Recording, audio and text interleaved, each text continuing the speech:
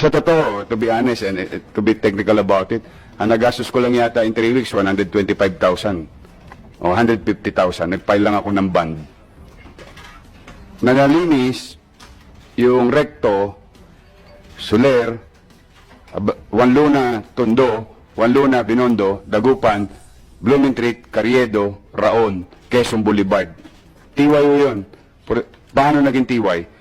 Meron naman kami city engineering, meron naman kami DPS. Meron ding utaw yun. Mga empleyado namin. Existing. 15 at 30. Nasweldo yun. Meron din kaming mga natitira pang supplies.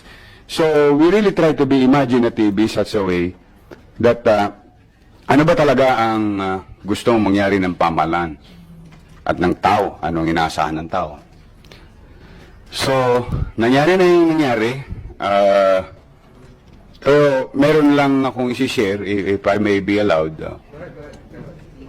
Your Honor, gusto niyo bang malinis ang kalye? Simple-simple lang. Huwag kayong tatanggap. Huwag kayong tatanggap ng tangga.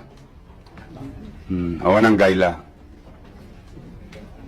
Umpisahan nyo na po yan sa barangay chair. Ano po? Total, anyway, gagawa naman kayo ng batas eh. Gagawa naman, I would assume that the committee will come up with something with this.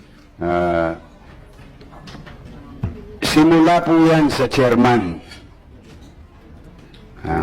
Una muna, organize yung KAPGU, mga sibilyan, mukhang pulis. Mga pulis Makati po yun eh. Pulis Makatingin. Ang dami nun eh. Mga sibilyan yan, may baril, mag-organize, kakausapin si chairman. Pagkakausap kay chairman, susunod yan, PCP, Police Community Precinct. Susunod yan, Commander, Presinto.